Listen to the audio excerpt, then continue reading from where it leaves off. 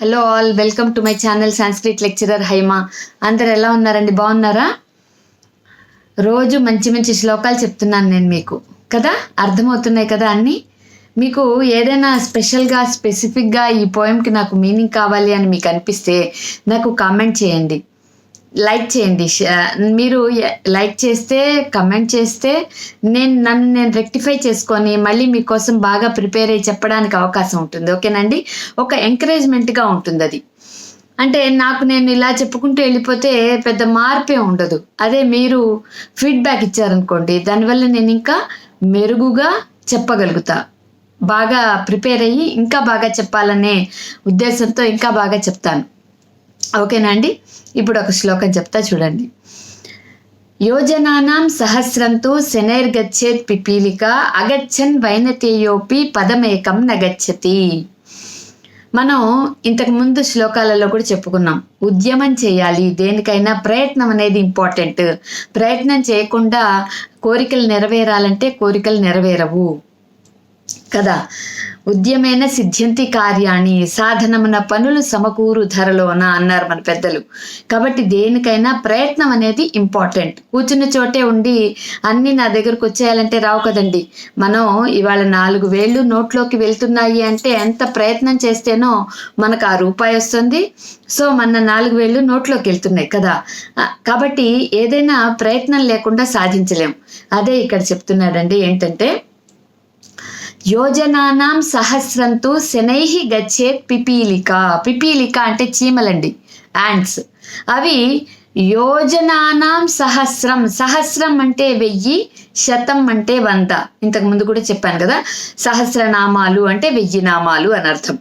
So యోజనానాం సహస్రం, యోజనము అంటే అసలు మీనింగ్ ఏంటో తెలిస్తే సహస్ర యోజనాలు అంటే ఎంతో తెలుస్తుంది. ఒక యోజనము is equal to 3 kilometres, approximately 2.8 kilometres అలా వస్తుంది. ఒక యోజనము 3 కిలోమీటర్లు అయితే 1000 యోజనాలు ఎంత అవుతాయి కదా? 3000 కిలోమీటర్లు, 3000 యోజనాలు. కాబట్టి అంత దూరాన్ని కూడా ఈ చీమ అనేది శనైహి గచ్చేత్ అంటే నెమ్మదిగా వెళ్ళి దాని గోల్ని రీచ్ అవుతుంది. అంటే నెమ్మదిగా, slow and steady wins the race అంటారు కదా ఇంగ్లీష్లో కూడా. అంటే ఎప్పుడైతే మనం స్లోగా స్టడీగా మనం ఏ ప్రయత్నం అయితే చేస్తామో అది మనకు సక్సెస్ని ఇస్తుంది.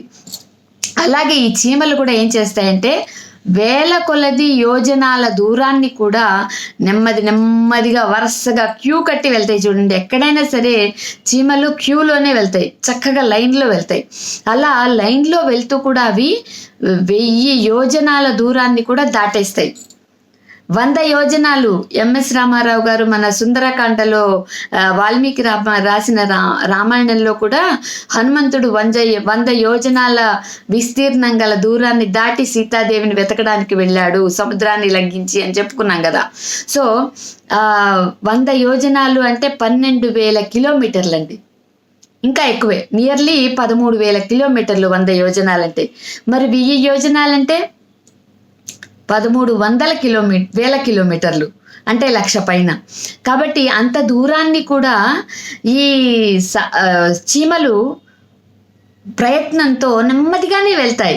ముందే పరిగెట్టేసేవు, నెమ్మదిగానే వెళ్తాయి. చక్కగా ఆ సహస్ర యోజనాల దూరాన్ని కూడా అవి నెమ్మదిగా పూర్తి చేస్తూ చివరికి ఆ గోల్ని చేరుకుంటాయి. యోజనానాం సహస్రంతో శనైర్గచ్చేత్ పిపీలిక. నెమ్మదిగానే వెళ్ళినా సరే దాని గోల్ని, అది 1000 యోజనాల దూరాన్ని అది రీచ్ అవుతుంది. కానీ అగచ్చన్ వైనతేయోపి, అగచ్చన్ అంటే పదం కూడా కాలు కదపకుండా, అగచ్చన్ అంటే కదలకుండా, అంటే ఒకే చోట ఉండిపోతే. వైనతేయోపి, వైనతేయుడు అంటే కింగ్ ఆఫ్ బర్డ్స్ అని అర్థం. అంటే ఎవరు? పక్షులకు రాజు గరుడ పక్షి కదా. వైనతేయుడు అంటే గరుడ పక్షి అని అర్థం. సో ఆ రాజులకు పక్షులకు రాజైన వైనతేయుడు కూడా, గరుత్మంతుడు కూడా ఒక అడుగు కూడా కదపకపోతే ఎక్కడికి వెళ్ళలేడు, ఏదీ చేయలేడు.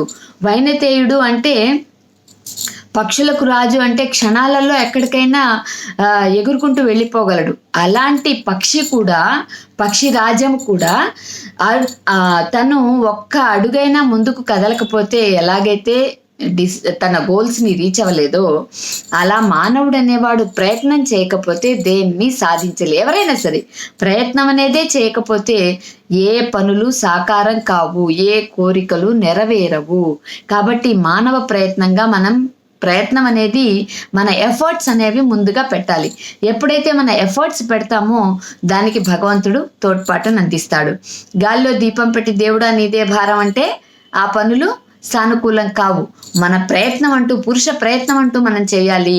ఆ ప్రయత్నానికి మనం ఎంత బాగా ప్రయత్నం చేస్తే అంత బాగా భగవంతుడు మనకు హెల్ప్ చేస్తాడు, తోడ్పాటును అందిస్తాడు. కాబట్టి మనం ఎప్పుడైతే బాగా ప్రయత్నం చేస్తామో మన పనులన్నీ కూడా సానుకూలం అవుతాయి, మన గోల్స్ని రీచ్ అవ్వగలుగుతాము అని. బాగుంది కదండి శ్లోకం. ఒకసారి చూడండి మళ్ళీ. యోజనానాం సహస్రంతు శనైర్గచ్చేత్ పిపీలికా అగచ్చన్ వైనతేయోపి పదమేకం నగచ్చతి. బాగుంది కదా. నా వివరణ నచ్చితే like, share and subscribe. Thank you.